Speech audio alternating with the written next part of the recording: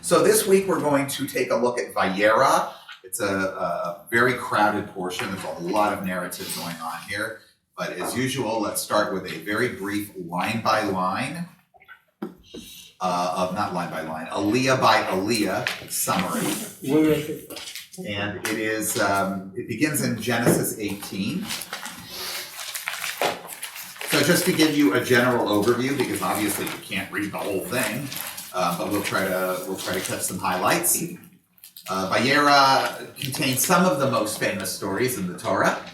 It starts with angels visiting Abraham and Sarah, informing them that they're going to have a child. Abraham is basically sitting at the entrance of his tent. We'll talk about what Jewish traditions learn from that.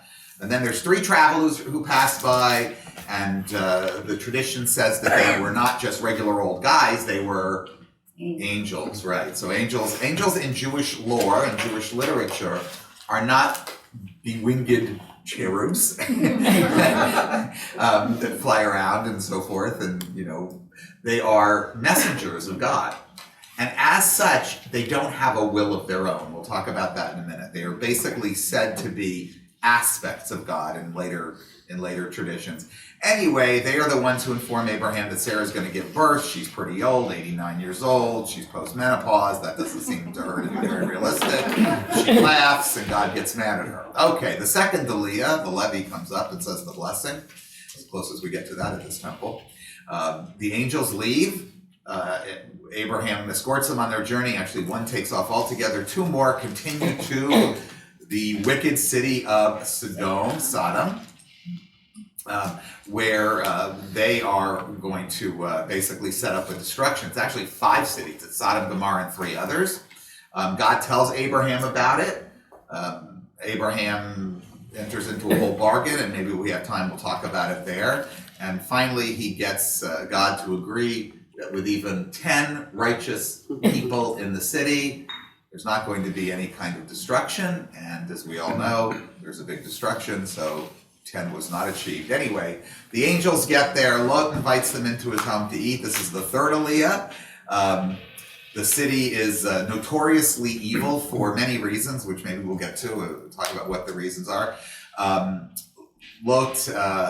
Lot goes through this very interesting little narrative. This one we will read, where the angels are demanding that these guests come out so that they can have their way with them. At least that's the assumption. And in the meantime, Lot doesn't go along with that, and they flee. In the fourth aliyah, sulfur and fire rain down on Sodom. It's not a pretty picture. Lot and his family, of course, escape. Lot's wife turns around against warnings and turns into a pillar of salt. Exactly. And if you go down to the Dead Sea, you'll see a number of these pillars that you can assume that's where the story was inspired. Anyway, Lot's daughters do some hanky-panky with their father. It's not a pretty picture. Maybe we'll talk about that. It's not a comfortable read. And then we have a whole bunch of drama that goes on with Avimelech, who's the king of the Philistines, which brings us to the fifth aliyah. Well, the end of the fourth aliyah. Isaac is born. Abraham circumcises him. Terrific. Then we get to the fifth aliyah. Isaac grows up. We have this very interesting drama that takes place between Isaac and Ishmael. We don't exactly know what the rivalry consists of, but it ticks off Sarah. She wants to get rid of the kid, and so she implores Abraham to kick him out. He does with a heavy heart, because God says, sure, why not? Because that's the kind of God he is. And the next thing you know, poor Hagar and Ishmael are sitting in the middle of the wilderness. And if not for the show of another agent of God, an angel, what have you, she would have lost all hope. Okay, Hagar, poor Ishmael's mother, but they help her, they give her hope, and she moves on. We have some drama in the sixth aliyah that we're not going to cover too much. It's a dispute over a well. I know that sounds like a snoozer, but actually it's there for a reason.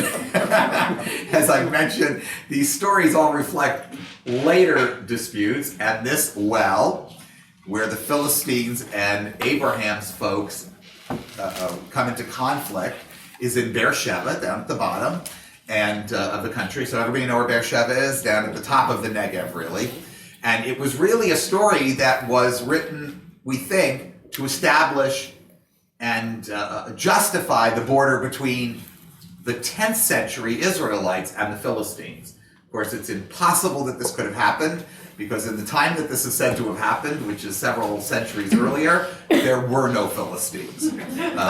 So that's one way you know when you're reading fiction in the story. But they knew they were coming. They knew they were coming, okay. And then we get to the 7th Aliyah, and that is the story of the Akedah. So, all right, so let's take a look at some actual narrative here. And let's start with, and this is where, you know, I told you last week, I'm not really sure how to do this yet, because I have not taught a Parsha class in about 30 years. I've taught Torah a lot. So my thought is that I'm just going to zero in on the little bits of story that I like.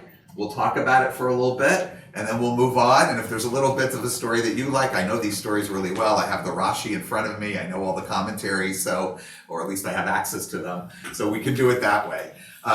This opening here, though, in 18, so it says here, the Lord appeared to him by the terebinths of Mamre. He was sitting at the entrance of the tent as the day grew hot. Looking up, he saw 3 men standing near him. As soon as he saw them, he ran from the entrance of the tent to greet them, and bowing to the ground, he said, "My lords, if it please you, do not go on past your servant. Let a little water be brought. Bathe your feet and recline under the tree, and let me fetch a morsel of bread that you may refresh yourselves. Then go on, seeing that you have come your servant's way." They replied, "Do as you have said." Abraham hastened into the tent to Sarah and said, "Quick, 3 seahs of choice flour, knead and make cakes." Then Abraham ran to the herd, took a calf, tender and choice, gave it to the servant boy, who hastened to prepare it.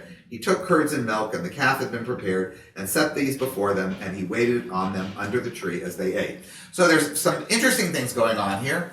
One is, in the traditional discussion, whoa, hello, where's my, okay, where is it? There it is. Couldn't find my own personal notes. In the traditional discussion of these verses, there's an important value that comes out here. And this is something that commentators have talked about for a very long time. What has just happened to Abraham? Does anybody remember from last week? Why is he sitting there? Exactly. He has circumcised himself. Which, you know, already is... I was talking last night with some members who are not from don't come from Jewish heritage, and we were talking about what do we do with conversion. And, you know, of course, conversion in traditional Judaism requires circumcision and, of course, going to the mikveh. Those are all rabbinically derived. I think when Sivan comes in 2 weeks, Rabbi Sivan Mas from our Institute in Israel, she might be talking about the history of conversion and so forth. But these were later derived. The circumcision one, though, is obvious. That was derived right from the story. Mikveh comes in much later, and that's rabbinical, and that's based on more obscure understandings of the Torah. So I was explaining to these people, you know, this is how we would do it traditionally. And he said, "Well, I'm circumcised." I said, "Well, that's okay, even if you weren't." But do you know what they do when someone already is circumcised? They prick some blood. It's called the mazel ceremony or something? I never heard it called a mazel ceremony. Do you know where they prick the blood? No, that I don't know. So I never got that far. So, my very first convert, he also went like this, like you did with your finger, as if the pricking of the blood was going to happen there. No, it wasn't on the finger. It was not on his finger, as he was surprised to learn later. It was on the circumcision scar is basically where it is. It's a little tiny needle, not a needle even, it's a razor blade with a tip on it like that. Yeah, I know, really, right? I wanted to tell you that I have a sorority sister that when she got married, her husband was 48 and he was raised Catholic and he was circumcised at the age of 48. Oh I said, God. This is really true. This is love. Wow. This is love. What did they do with the blood? What did you say they put in the blood? They take out A drop of blood. a drop of blood from the scar site of the circumcision. It's a very small amount of blood, and they soak it up with a piece of gauze. It's so tiny, and then they show the gauze to the witnesses. So I was not present for any of these, but I did no small number of them. I only ever had one guy though who went and was circumcised, and he went to the hospital. He had an Orthodox rabbi go, a moil. Yeah, he went to the hospital too. And so the moil could do the blessings Yeah. at the same time, so we wouldn't have to then go through this whole rigmarole. Anyway, this, you know what the circumcision represents, right? No, what does, that's what I wanna ask. Covenant. Why heaven? Why It's heaven? the covenant. It's entering into the covenant. You're a Jew whether you're circumcised or not. Brit Milah. Yeah. And so when we used the word brit, I explained last week, brit means covenant, but we didn't get a chance to talk about the whole covenantal aspect of it. So this is a covenant, but there were two covenants that Abraham entered into. The first one was a lot less painful, where he split these animals into two, and he sent, God goes through as a pillar of fire, and Abraham walks. We have records of these kinds of covenants between animal parts that are in other ancient documents. But this one, circumcision, we don't really know where it comes from. The Egyptians apparently practiced some form of circumcision. We're not even clear if the way it was done was as radical as it's done now. There are a million theories for it. The only one, does anybody have any theories of their own? Well, it's not my own, but it's a fertility rite. It shows the penis in a form in which it's able to reproduce. I agree. And powerful, yeah. Yeah. Sherwin was convinced that it was for the subjugation of a community or a group that was taken over. That if you took over someone, or if you want to subjugate but why then a group, would the and you patriarch? knock off the Why then would I know where he was probably inspired by the rape of Dinah and the whole revenge thing on Shechem, although I don't think that's where the story goes. I think Ed's right. I think Ed's 100% right. I think when you circumcise penis looks like an erect penis, even if it's not erect, and that is a sign of fertility, and it's also a sign of power, and I think that's where it came from. And then over time, aesthetically, it became part of the West. Anyway, it's not a minor surgery when you do it yourself with a, 48-year-old. a bronze knife. So the rabbinical interpretation of what's going on with Abraham at this point is that he's recovering. And so what is the purpose of the angel showing up at this time? According to the... It's a hospital visit, exactly! I know, Fred, what were you going to say? I was going to be a little bit more pristine. God is showing his side of the covenant. Actually, according to the rabbis anyway, Yeah. I mean, there may be a commentator who says that too, but according to the commentators, it's a hospital visit. This is to introduce the idea of Bikur Cholim, of visiting the sick. And this becomes an entire branch of rabbinical discussion. Why do we visit the sick and so forth? And it says, it's in the Talmud, the Lord appeared to him to visit the sick. That's from the Tanchuma. Said Rabbi Chama, the son of Hanina, it was the third day from his circumcision. The Holy One, blessed be he, came to inquire about his welfare. So that's kind of interesting there. All right, so let's move on. I think just in the interest of time, you already know what happens next. They hear all about the baby that's to be born. And then take a look at verse 16. The men set out. Somebody want to read? Chapter 18, verse 16. So it's, I see. okay, so it starts with the men set out. Okay. The men set out from there and looked down upon Sodom, Abraham walking with them to see them off. Now the Lord had said, shall I hide from Abraham what I'm about to do, since Abraham is to become a great and populous nation, and all the nations of the earth are to bless themselves by him? For I have singled him out, that he may instruct his children and his posterity to keep the way of the Lord by what is just and right, in order that the Lord may bring about for Abraham what he had promised him. Then the Lord said, the outrage of Sodom and Gomorrah is so great, and their sins so grave, I will go down to see whether they have acted altogether according to the outcry that has reached me. If not, I will take note. So just to make a comment about the authorship at this point, this is a J text. So it has this very anthropomorphic feel to it, right? I will go down and look around and see what's going on. You know, it's almost like the image of Zeus coming down from the mountain to see what's going on with the populace. And that's very much the way that the J text talks. We saw that with the Tower of Babel. Well, we didn't get to read the Tower of Babel, but that was in Parshat Noah, Noah.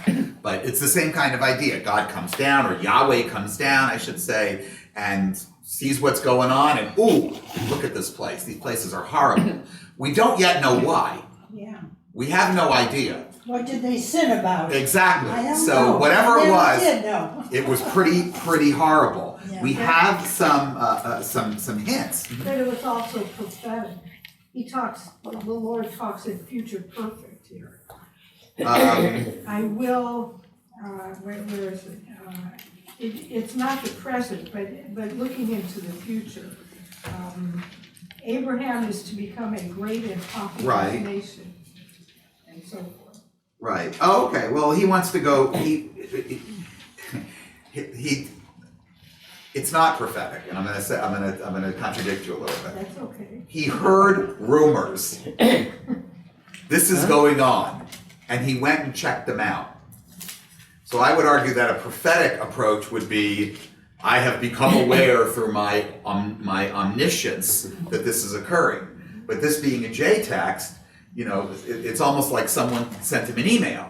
And he was like, oh, hey, I just got this email, like it was a post on Facebook about how things are going in Sodom and Gomorrah. I will go me down and check out and see what the outcry is about if it matches up. Because he says, whether they have acted altogether according to the outcry that has reached me. If not, I will take note. So it's actually Yahweh not being particularly omniscient or aware of what's going on. That's an even stronger case for this sort of non-omniscient version of Yahweh that we see in the J text. They just had not developed their understanding of Yahweh to this level yet. Yahweh was a little more Zeus-like than he was, or Baal-like, than he was creator of the whole universe at this point. So, okay, but let's go on. Let's see what happened. And occasionally I'll interrupt, and I apologize, like I just did. That's your, It's your prerogative. yeah. The men went on from there to Sodom, where Abraham remained standing before the Lord. Abraham came forward and said, will you sweep away the innocent along with the guilty? Okay, let's stop there for a minute. This is pretty interesting. So first of all, a lot of things emerge from here, but what do you notice right away? I mean, not just at the shot level, at the simplest level that we've been talking about, the fact that this is a God who's relatively clueless about what's going on until he checks it out with his own two eyes, which apparently he has. But there's something else really important being said about Yahweh here. The idea of justice, to punish those who are sinning, but not those who aren't. Abraham is teaching morality to Yahweh. He's moving him. Why would you do this? Well, okay, but think about that. It's not a perfect God. It's not a perfect God. It's not even a perfectly moral God. He's not omniscient. He's very limited. He's a very limited God. And this because this stuff gets stuck in our tradition, the later commenters have to work on this. So what exactly is going on here, they ask? Why is it that Abraham is making this kind of, this argument? Shouldn't God know? And Abraham has what to go on here, right? What is Yahweh's track record with evildoers? Exactly. All of them. Yes. It is an ongoing personality defect of this guy that he doesn't just kick the cat, he tears down the whole house and sets it on fire. That's how he behaves. So this is really consistent with Yahweh's personality, that he is believed to be. We got a couple chairs here if you want. Okay, he is believed to be somebody who's not going to react reasonably. But then is Abraham inconsistent because he's arguing with God over Sodom and Gomorrah, but he doesn't argue over his own son?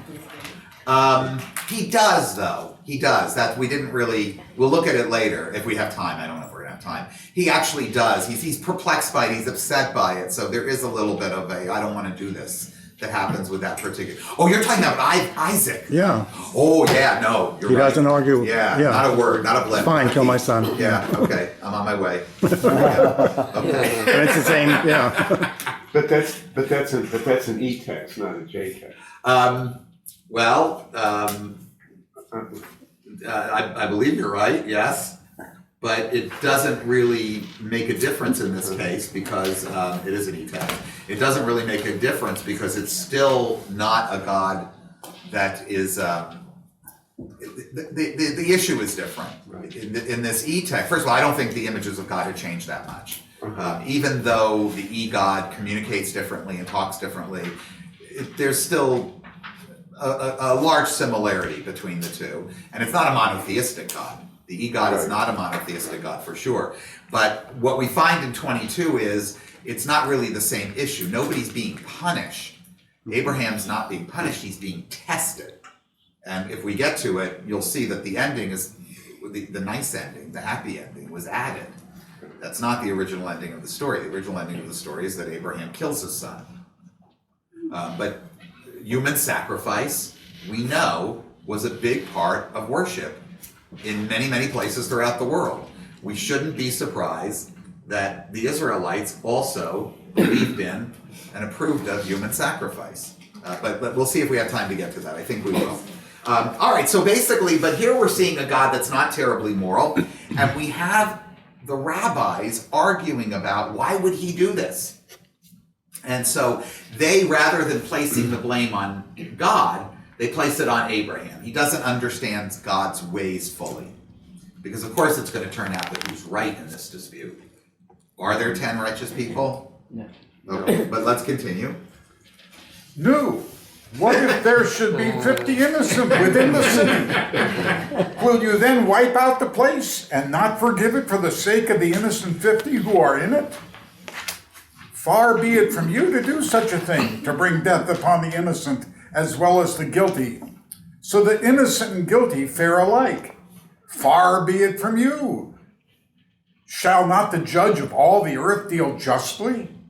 And the Lord answered, if I find within the city of Sodom 50 innocent ones, I'll forgive the whole place for their sake. Okay, we'll stop here because we know what happens after this is that ultimately Abraham bargains him down.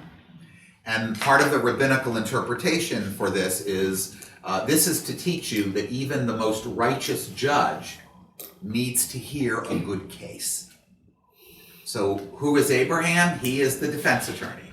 There is no prosecutor here, but because the judge, but then again, don't we have some countries where the judge also investigates the case and does that? France, exactly.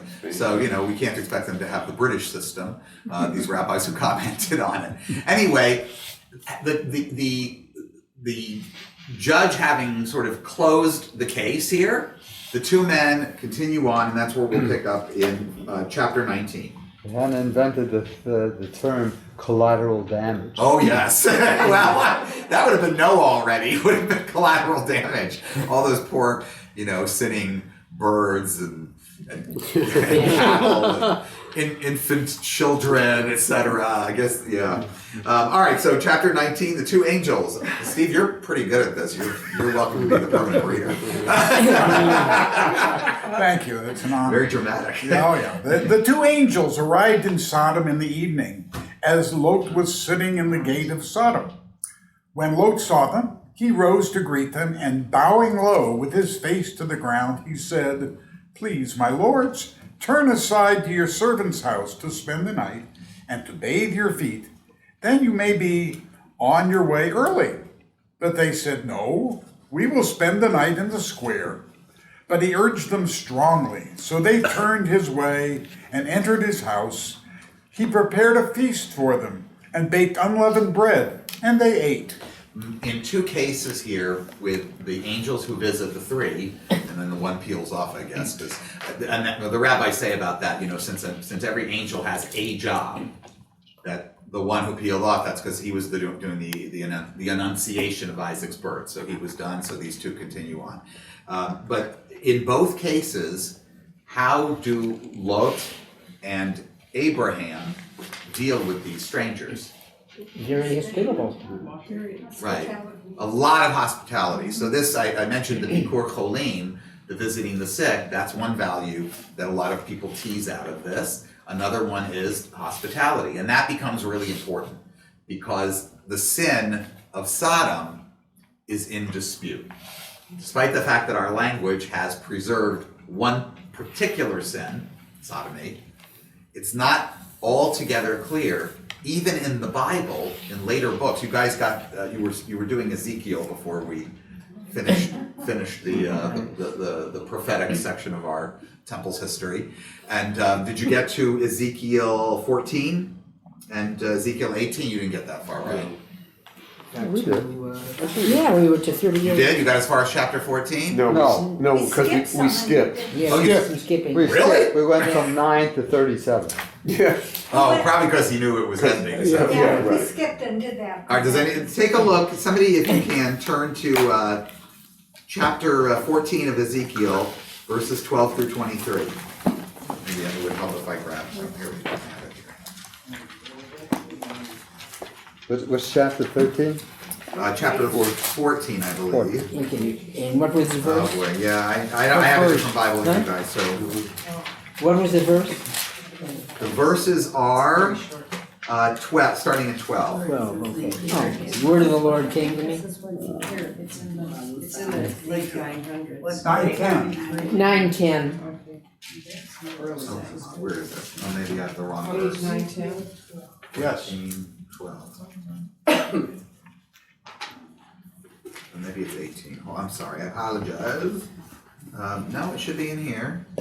What chapter is it? 14. What verse? Well, I'll start reading in 12.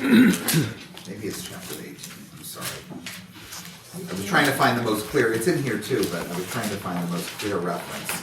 Now I've made you turn here, and I don't have it.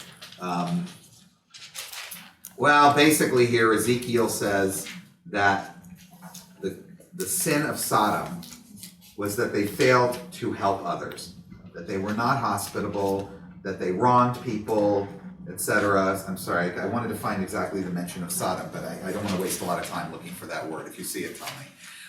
So that's one theory of what happened. Let's go back to our narrative, though. And let's continue.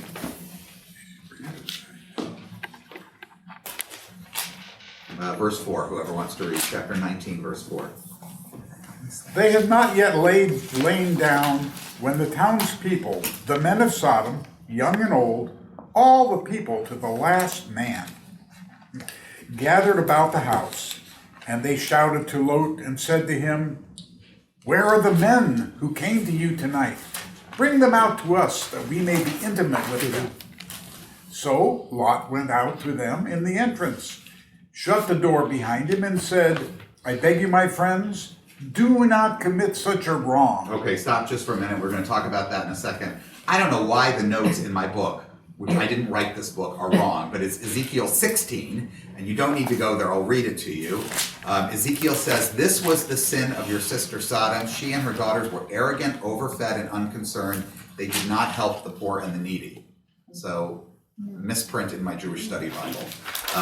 All right, but now we're going to see what the event was here. So these men are coming to the door. They want these folks to come out. The idea is that they want to do something nefarious with them. Okay. What is the Hebrew on that? Was it to be intimate with them? I believe it's ladat, Which is? which is to know someone intimately. I'll find the verse in Hebrew in a minute, and I'll look at the text in Hebrew right now. What verse is that? So that we, verse 8? Well, it says, I have two Where, daughters. when it Hine nali shtei banot asher lo yad'u ish. They didn't know a man, using the biblical no, which really is a biblical no. Just before that, bring them out to us. Yeah, Vened otam, Right. which is the same root.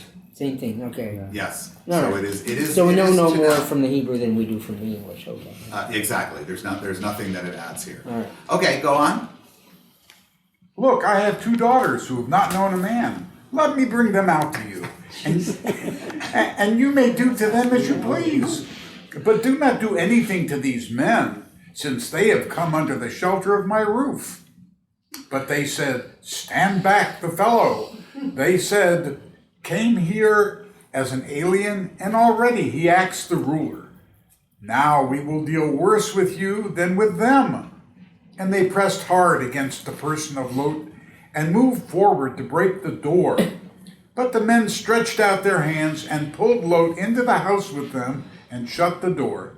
And the people who were at the entrance of the house, young and old, were struck with blinding lights so that they were helpless to find the entrance. Then the men said to Lot, whom else have you here? Sons-in-law, your sons and daughters, or anyone else that you have in the city? Bring them out of this place, for we are about to destroy this place, because the outcry against them before the Lord has become so great that the Lord has sent us to destroy it. So Lot went out and spoke to his sons-in-law who had married his daughters and said, up, get out of this place, for the Lord is about to destroy the city. Okay, so let's talk about what is the sin here. According to Ezekiel, the sin was being inhospitable, not taking care of the lower classes, etc., arrogance, and so forth. But that doesn't look like what's going on here. What's going on here seems to be something very different. Sexual. It seems to be sexual. Sure. What is Lot's solution? To send out his To offer his daughters. Substitute males for females. female. So in other words, don't mess with my guests. Mess with my I have some daughters, and they're virgins. So take my virgin daughter. So first of all, if you're trying to get some kind of morality out of the Bible, this is a very good illustration of why that's a hopeless task, at least in the 21st century. But it remains, among those who do try, a very, very strong point of contention as to what was going on in Sodom. There are those who claim, as Ezekiel did, that the city was destroyed because of the evil, the generalized evil, the incivility of the city towards strangers, etc. There are others who say it's because of the homosexuality. There are others who say it was a combination.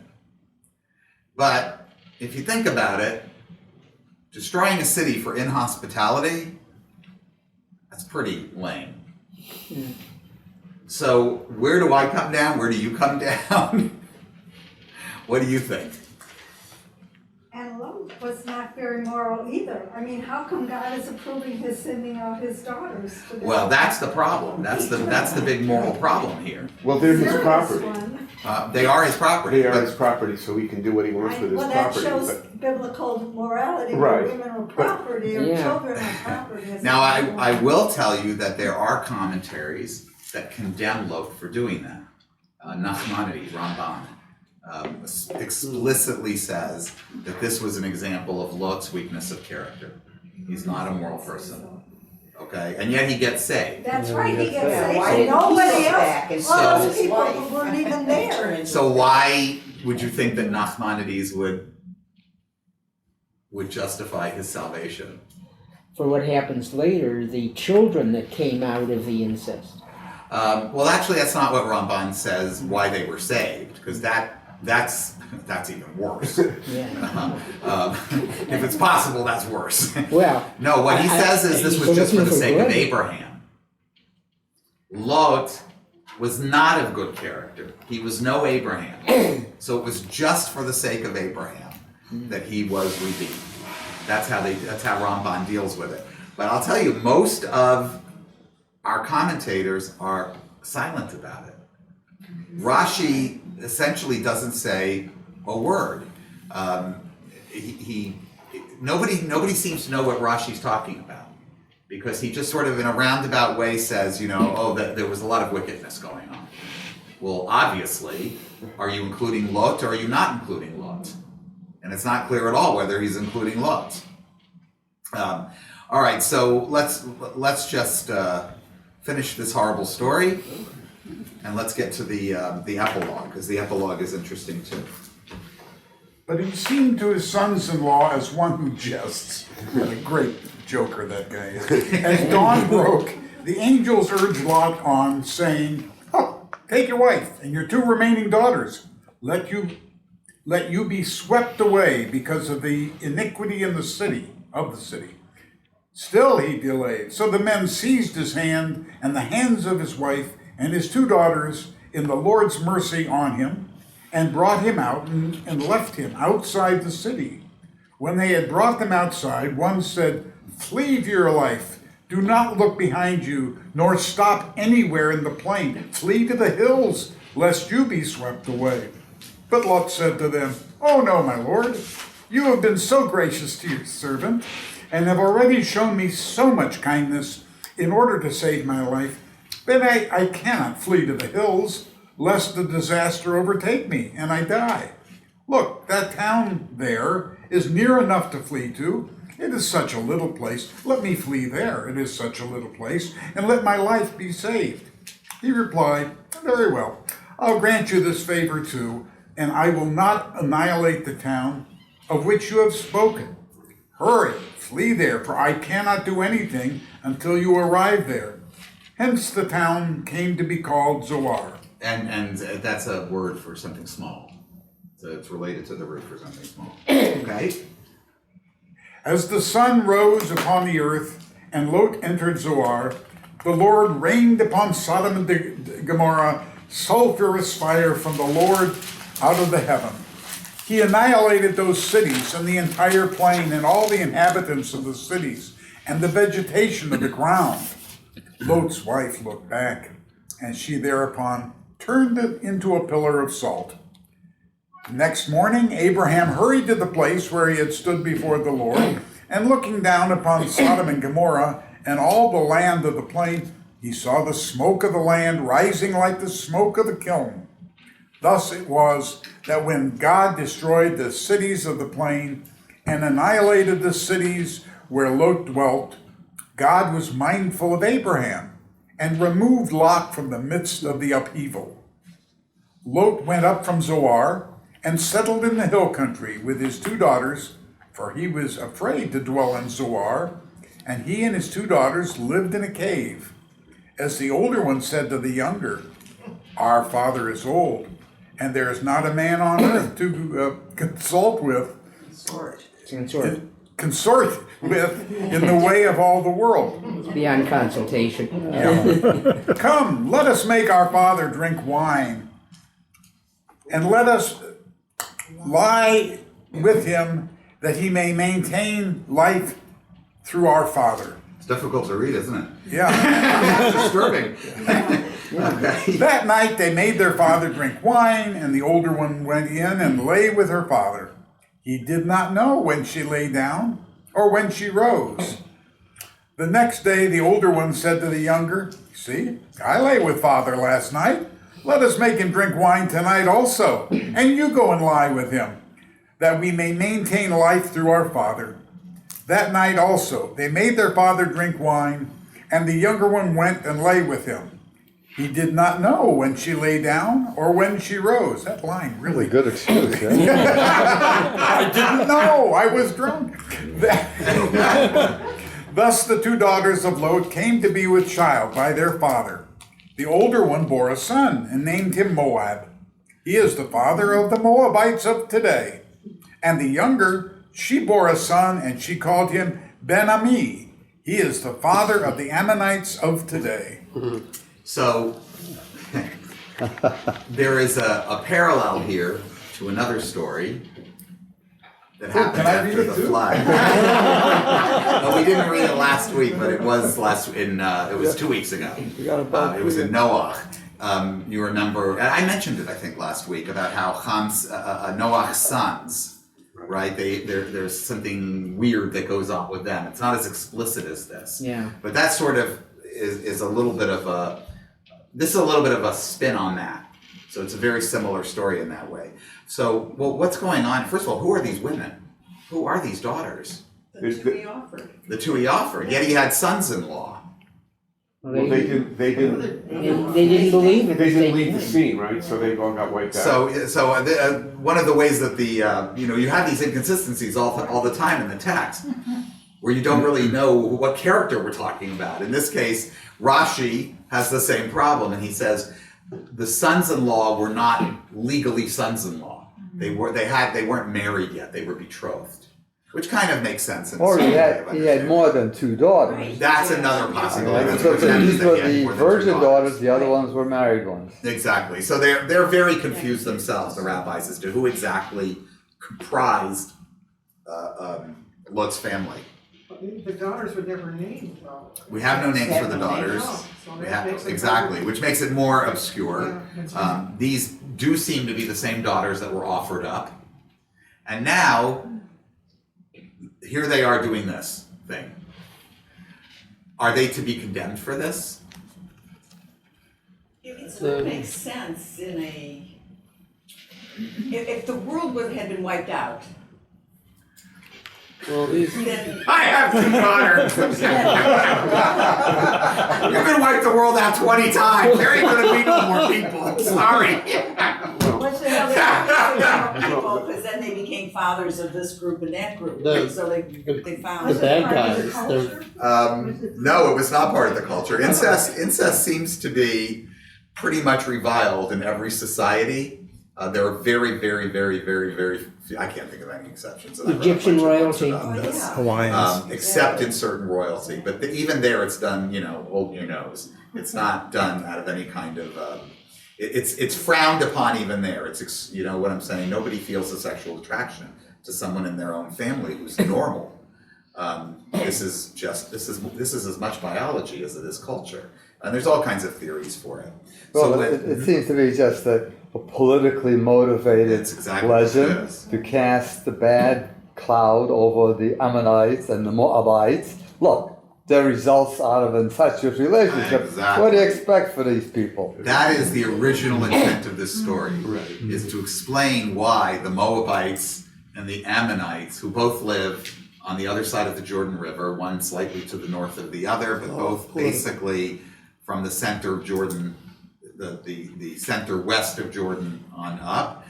To explain this, interestingly, we have some rabbinical commentary that tries to paint the Ammonites as worse than the Moabites. The Moabites are one of these peoples like the Midianites that were never clear. On one hand, they're portrayed as the most horrible enemies of the Israelites, and then sometimes we seem to be friendly with them. And there is a story, it's a much later biblical story, very, very much later biblical story, where the Moabites are looked at more positively. It's the book of Ruth. How so? Story of Ruth. Ruth is a Moabite. Ruth is a Moabite. Now the story takes place, when does the story take place? It takes place before King David, so during the period of the Judges, but the story was written much, much later. But the even later rabbinical commentary have to deal with that. So as it turns out, they say that the one who did it second, the Moabite ancestress, was not as bad as the other one. I'm not going to read the whole comment, but Well, if we take Heinlein at his word and nothing changes but the technology, look at today, we fought the Germans, there were 3 wars with the Germans, now they're great allies. We bombed the hell out of Japan, now they're great allies, it clearly alliances shifted. There's no doubt. The problem is that the book portrays these people as eternal enemies for one reason or another, because the experiences must have been much more negative than positive. So we don't have, unlike with our history, where we try to have some kind of ordered historiography, we don't have that. Anyway, so that's the story. Any other thoughts on this? This is given as one of the justifications for forbidding homosexuality, even though, as you can see, it's very, very controversial, even among very pious people, as to whether this is addressing that at all. Because this doesn't seem to indicate any kind of, well, certainly it doesn't indicate, and nobody would have known about any kind of tendency towards homosexuality. But it's clearly we've got sex in the picture here. And we've got all kinds of licentious sex, so it would be natural that they would get it. And the fact that it was turned around by Ezekiel and later generations into hospitality is a very interesting kind of twist. Because what they were looking for was a paradigmatic evil place by which they could hold a yardstick against the deeds of the Israelites. And that's what they were doing with the story. I have a question, but isn't it true that in the shtetls that uncles would marry nieces with incest? I don't have any knowledge That's what I of was that. always I've told. never heard that. Yeah, to keep the wealth in the family. My maternal Cousins. grandmother and her husband were cousins. Cousins. Yeah. Yeah, I've heard of Cousins, Yeah. Yes. much more I common. heard about this happening with uncles marrying nieces. I would be interested in learning more about that. I did not know that. Cousins Well, would they- be- The real my father's biological cousins sort of, Poland. resistance towards incest, though, is usually between siblings and parents and children. After that, you get into more, these are cultural taboos. Right. The further out you get. I mean, it's legal in some states in the United States for first cousins to marry. You have to get permission. Depends on the state. Cousins in Larry's family. First cousins. Yeah, first cousins. I mean, it's not great for the gene pool, but they had no way of knowing that. Oh, Eleanor and Franklin were cousins. Not first. Were they first cousins? No. I don't know. No, they were probably not first second. cousins. Yeah, they were Second second cousins. cousins. Yeah, That's pretty distant. Ezra. Well, this is kind of going back a little bit earlier to where we began, but it says that Lot made unleavened bread for the guests. Yeah. Is there any particular significance of that? No, not Is religiously. this something that just people ate in those days? Yes, and it wasn't matzah. It wasn't crispy matzah from with nicely lined up holes. They put it over It was fire. basically Yeah, it was the Peter fastest without bread you yeast. could make. Because you just basically you stuck the water and the flour together and you threw it on a hot rock or heated up a rock sitting on top of a hearth or something. That would work too. Peter without yeast. Huh? Was it Peter without yeast? It was basically pita without yeast. You can still see Bedouin societies and so forth. The Bedouins and others make this kind of bread.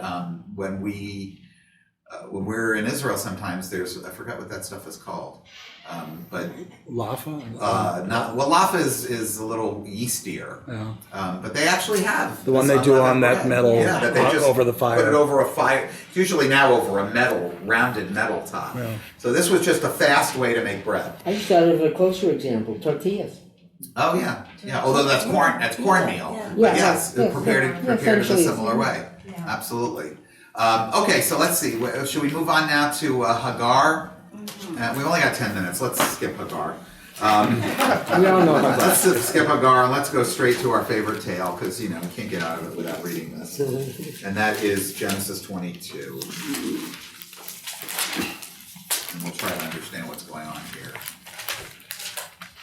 Any other volunteers? To read? Okay, Fred, go ahead. Sometime afterward, God put Abraham to the test. He said to him, Abraham, and he answered, Here I am. And he said, Take your son, your favored one, Isaac, whom you love, and go to the land of Moriah, and offer her as a burnt offering on one of the heights that I will point out to you. Okay, we already mentioned that this seems to be a very different Abrahamic kind of character. First of all, as David pointed out, this is a completely different source. So the personality differences might be accountable for the fact that this is in a different source. This is in the E source.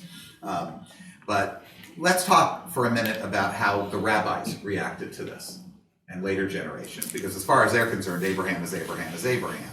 and not 3 chapters or 4, whatever it was, chapters earlier, you have a very different Abraham. You know, this is an Abraham that's all about, hey, no collateral damage, and hey, don't hurt these people if there's any righteous. You know, he's very vocal. And how vocal is Abraham in this story? Not at all. He is essentially silent. Passive, yeah. Take my daughter, take my son, I don't give a damn. Exactly. He's essentially silent. He says nothing. And this was very disturbing to the rabbis.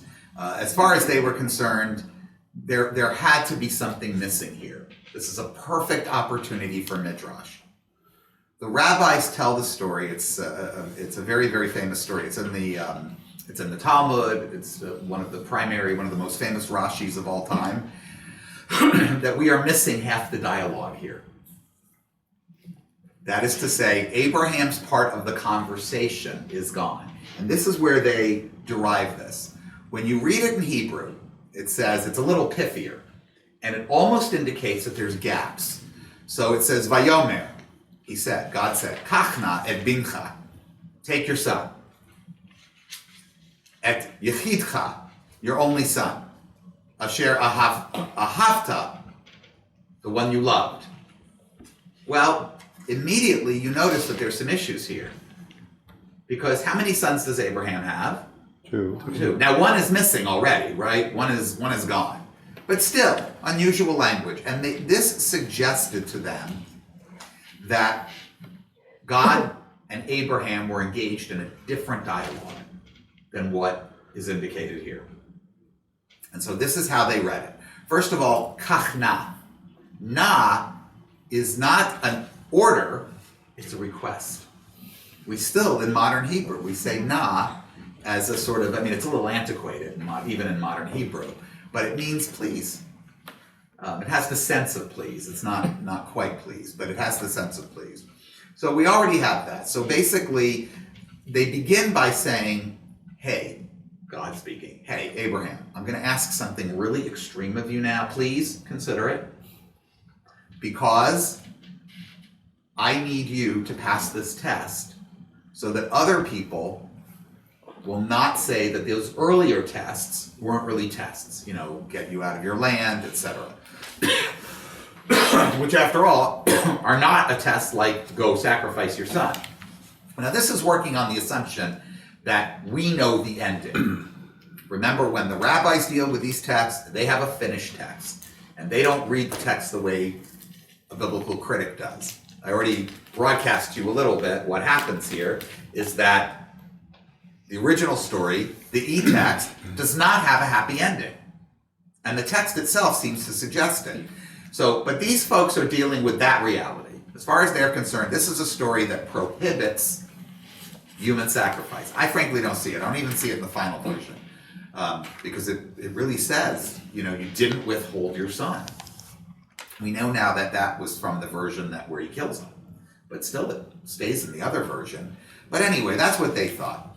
And they go on to create this dialogue. Abraham says to him, he says, your son, take your son. Abraham says, I have 2 sons. He says, your only son. He says, well, this one is the only son of his mother, and that one's an only child to his mother. He said, the one you love. He said, I love them both. And then finally God says, Isaac. So, why does God do this? Because he knows this is a difficult request, and he wants to draw him in slowly. And it also allows us the opportunity to see an Abraham that's more familiar to us from earlier stories. One who will talk back. I don't like where this is going. What do you mean, my son? I got 2 sons. Well, that one. The one you love. I love them both. And you get this kind of a pushback that you don't see in the text. But it's fascinating because this is a very, very famous, as I said, a very famous midrash, and they're really concerned to salvage Abraham here, and then also to, in a sense, salvage God. Okay, so that's very thin. All right, let's go on and let's continue reading. He's going to Moriah, by the way, the land of Moriah or Moriah. Anybody know where this is said to be? What the tradition ascribes this to? No? This is understood by later generations to be the Temple Mount in Jerusalem. The very one that 3,000 years later They still are. is still the subject of conflict. Why didn't God get rid of that place? That would have been proof of a god. I actually thought I got proof of a god yesterday when the Haredim, in all of their newspapers pretty much, published in Arabic portions of articles saying, we would never go up to the Temple Mount, it's completely forbidden, please don't attack us. We're totally against these fanatical nationalists. What had happened is that there are Haredi nationalists now. They are still a minority, but they're growing. And some of them had gone up to the Temple Mount. And of course, to the Palestinians, they don't really make distinctions. They see Jews going up there, particularly religious Jews going up there. Well, they look alike to me too, frankly. Haredi Jews, more or less. I mean, there are differences in Hasidim. But they saw these people go up, and these don't tend to be Hasidim anyway. And so the Haredi community freaked out. Anyway, all right. So that's what Moriah is. It's that place. It's the very same mountain. All right. So he goes up there. Where were we? Please continue, because I don't even remember what verse we're on. Verse 3. Verse 3. So they're early the next morning. Yeah. So early the next morning, Abraham saddled his ass and took with him 2 of his servants and his son Isaac. A halacha emerges from this too, because Abraham gets up so early. It's to indicate that he's rushing to do mitzvahs. He's rushing to hear the word of God. He's not lolling around. Whole mountains of halacha built on that verse. Okay, go ahead. We won't dwell on it though. He split the wood for the burnt offering, and he set out for the place of which God had told him. On the 3rd day, Abraham looked up and saw the place from afar. Then Abraham said to his servants, "You stay here with the ass. The boy and I will go up there. We will worship, and we will return to you." Okay, so he lies to the servant because that's not what he's intending to do. He's not intending to return with the boy. There's no we coming back.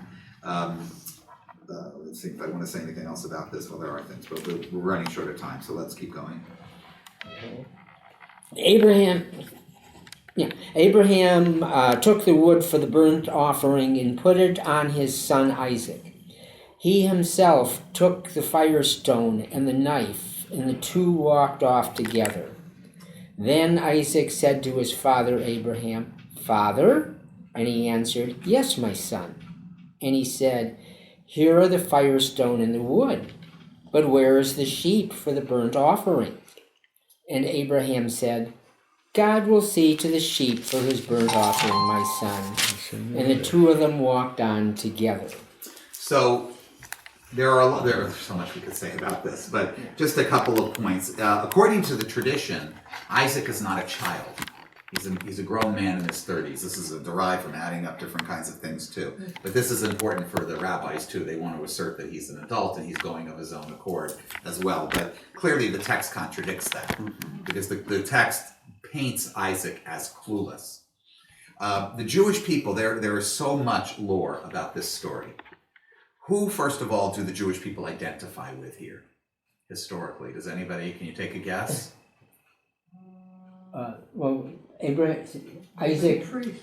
Abraham, Isaac, to Jacob, to... But of the 2 characters here, Abraham. And Isaac. Isaac. He's been put upon. The Jews identify here with Isaac. Because if not for Isaac, there wouldn't be Jacob. And they identify because of the victimhood. Right. Victimhood, that's it. As the centuries progress, everybody wants to see themselves as Isaac. Isaac is also understood by Christian apologists as a prefiguring of Jesus. He's the ultimate sacrifice, right? The sacrifice who redeems the entirety of humanity. Well, Isaac is the sacrifice who is set out on this journey to redeem the people of Israel, or Abraham, or our future, or however you want to establish. Shalom Spiegel wrote a really interesting book called, I know, I'm forgetting the name of it. I think it's just called Akedah, The Binding of Isaac. That's what this story is called, by the way. In Hebrew, we call it the Akedah, or the Akedah, which means the binding. And he cites texts, particularly medieval texts, there that talk about parents who killed their children in order to save them from crusaders, and identified themselves with Abraham and their children as Isaac. So the Jewish people actually sees itself as Isaac more than as Abraham. This is really the worst of the worst stories for anybody, from the most religious to the most secular in the Torah. No one has ever really known what to do with this story since it became widely circulated. It doesn't matter whether you're talking about the early version, which we don't have commentary on, where he actually is sacrificed, or a later version where he's saved. The early version really provides us with information that we already had, which is that the Israelites had human sacrifices. We already knew this from other stories.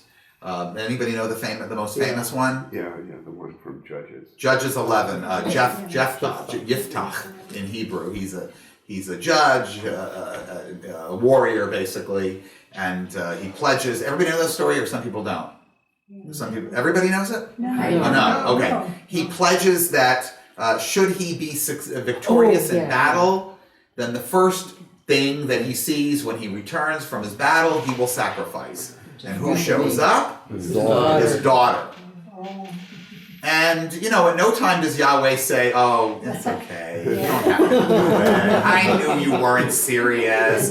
Or you didn't think it through. It's fine. Yeah. No one knows called Israel yet. Yahweh is notoriously silent during this story. This story is probably, it might be contemporaneous or slightly before or slightly around the time of the Abraham story. There are other tales where we learn about child sacrifices taking place in a variety of different locations. They are usually repurposed to be about other gods, but it's not entirely clear that they weren't originally about Yahweh. So this idea that the Jews did not practice, or the Israelites did not practice child sacrifice or human sacrifice is inaccurate. They did. That would have been something that other people did too. And the story, and this is where I'll end, the story does not seem to frown upon it. He is saved. In the end, Isaac is saved. The angel comes out, right? And he appears and he knocks the sense into Abraham, and the knife doesn't touch him and so forth. But God says to him, he says, because you did this thing and did not withhold your son, I will bless you and multiply your seed.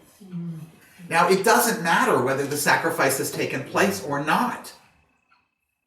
In the original version, it did. In this version, how do didn't. you know that the original version it did? Okay, so how do we know? There's a number of ways that we know. This is almost universally agreed upon among biblical scholars. It has to do with the language. We have Elohim, we have Yahweh. It's not just that though. It's the style of the Hebrew. It's, I can show you how it looks in Richard Elliott Friedman's book, okay? All of a sudden you see the redactor's lines have been inserted here. There are all kinds of reasons for it, but most of it has to do with the language. The style of the language is different. It's much, much later Hebrew. And because of that, they can tell, this is, we're talking about the difference between, particularly in this text, we might be talking about as much as 150, 200 years. Because this is the redactor of the J&E text, bringing it together as far as we can tell. Some people say it was an even later redactor, but I think it's the redactor of the J&E text. So this would probably be around the 8th century, whereas the original story might have been closer to the 10th or 9th century. So the language is different. The interpolation of the word of Yahweh, the use of Yahweh in the middle of an E-text is a glaring giveaway. There would never be in an original e-text the use of the name Yahweh, and yet here we have it both. We have Yahweh mentioned 1, 2, 3, 4 times, and Yahweh, one of the 4 times, is the mention of a place that could not have come from an e-text. Yahweh Yireh, Adonai Yireh, which is the name of the place that this is then called, where this happened. So the language, the repeated mentions of Yahweh, the topographic assignment of this place to the name Yahweh, which seems to be later, at a time when Yahweh would have been, when the E's, when the E and the J would have already been combined. All of these are a dead giveaway that that's what happened. Could I ask about, I mean, the documentary hypothesis was only put out in the 19th century, but all of the commentators and the rabbis who read this in Hebrew were certainly smart and sophisticated enough to have seen it. That the name of God changes, and they were just as smart as we are. It only bothers them when Yahweh appears before Exodus 3, essentially, when he said, Exodus 6, when he says it's a pretext, but it sums it up very nicely. Everybody knew me, your ancestors knew me as El Shaddai or El, and now you're going to know me as Yahweh. It only bothers them when there's an interaction in which a character refers to God as Yahweh. So that this one wouldn't have bugged them that way. Wow. What they did with this, and it's a very fascinating theological point, but it goes back to the very first part of the Torah, which is a pretext. The very first creation story, a pretext, which acknowledges and takes upon itself this idea that Yahweh was the name revealed later on, doesn't deny, and nor does E, none of these deny that Yahweh was his name before Moses. What their difference is that they don't believe that these 2 texts assert that the Israelites didn't know to call him that. So when the calling of that comes up, that's a problem. And there are texts that excuse it, but it's pretty rare. Like it only right happens in this? 4 or 5 times, but this isn't one of them. But right before this, where it says Abraham invoked there the name of Yahweh, is that like that? This is one of them. Yeah. This is one of the problems. So that's the first thing I wanted to say. This would have been one of the problems. And here's the second problem. Here's the way they solved it. And they do this with all the names of God, and this is still very common. Why are there so many names for God in the Bible? We know why. But why, according to traditional Judaism, are there so many names in the Bible for Yahweh? Why would you think? If you really thought this was a unified text. Put a fence of protection around the pronunciation of the real name of God. Well, that's why there's substitutes. But in this case, that explains Adonai, but it doesn't explain why we have, first of all, what are the 2 most dominant names? Elohim and Yahweh. Now today we know Elohim was a Canaanite name, and El, the god El, and Elohim is is bringing several together and making it singular with a plural word. And Yahweh was a southern god. We know a lot more, or we at least speculate in ways. But they didn't know any of that, and so they began to analyze the text and said what anybody would say. Why do you call somebody one thing one time and you call them something another time? We do that all the time. You're mad at them. Yes. Different aspects of their personality. There are people who, I'm sure Michelle calls him Barry or Barack, right? Yeah. But we don't call him that. The people who work for him call him Mr. President. But I bet if it's anything like on TV, occasionally one of his closest advisors says, Barry. Like he's appealing to, his non-presidency. The rabbis argued that Yahweh was what God was known as in his merciful aspect. This story, by the way, fits that, and that's how they justify it here. When Abraham says, Yahweh Yireh, or Adonai Yireh, what he's saying is, I have now comprehended the merciful nature of God, who spared my son. This is what the rabbi said. And when God is referred to as El or Elohim, This is God in his aspect of justice and judgment. It fits because there are references to Elohim that don't mean God. The Bible has more than one. There's several, actually, many more than several. I don't know the exact count. I could look it up in a concordance. It's a good number of times when Elohim means judges, or later on was taken to be judges. So that bifurcation, and then there's more as well, because later people come up with their own names of God and so forth. I mean, we have endless names for God. The mystics later come up with more names for God, including many that are not pronounceable. My sister sent me a picture of an amulet that had all this Kabbalistic stuff on it. And there were all these combinations of letters and things that were not pronounceable, but these were Kabbalistic names for God. They're not even pronounceable, but they apparently have, magic power. Would Elohim be a combining of all these names? Well, Elohim is a god on the Canaanite pantheon, but El also means a god. So when the Canaanites used it, it probably meant like just the big one, because he was the head of the pantheon, or at least understood. But he's often called El Elyon, the higher god.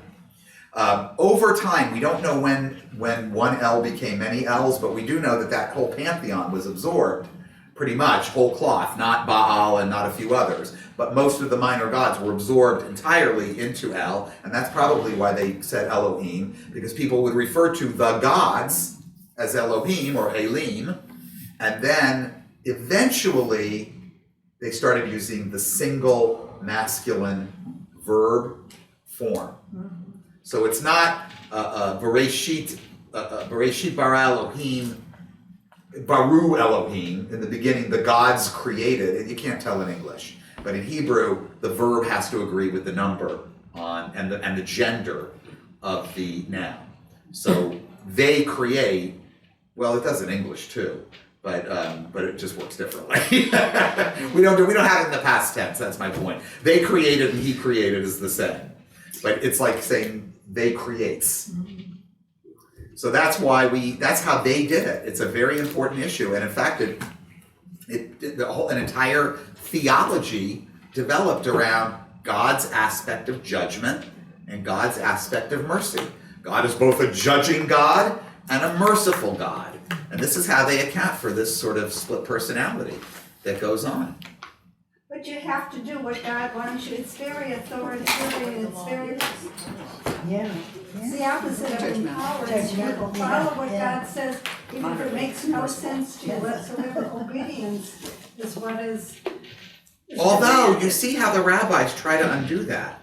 But it's manipulating, I think. I'm not going to say that they were entirely challenging tradition the way Sherwin did, but there is this attempt, for instance, in the command, take your son, your only son, and filling in Abraham's voice. There does seem to be some attempt to get Abraham to be a little bit more argumentative. But he passes the test because he followed what God told him to do. Even though what God told him to do was totally There's not going to be wrong. any consistency here. But you have to look at Judaism as something that evolved over time. I'll end with this. One of the biggest themes of Yom Kippur and Rosh Hashanah are this. On Rosh Hashanah, God is said to be sitting on the throne in his aspect of El, of judgment. And on Yom Kippur, he passes over to the throne of mercy. You are judged on Rosh Hashanah, you are forgiven on Yom Kippur. These understandings of the various faces of God continue on all the way through Judaism up to this day. That's how they deal with the multiple names. We know they came from something else. But in a sense, by combining multiple gods, even the ancients were doing what the rabbis did. They might have had a God of justice and a God of mercy. They put them together, and now they say one God with an aspect of mercy and an aspect of judgment.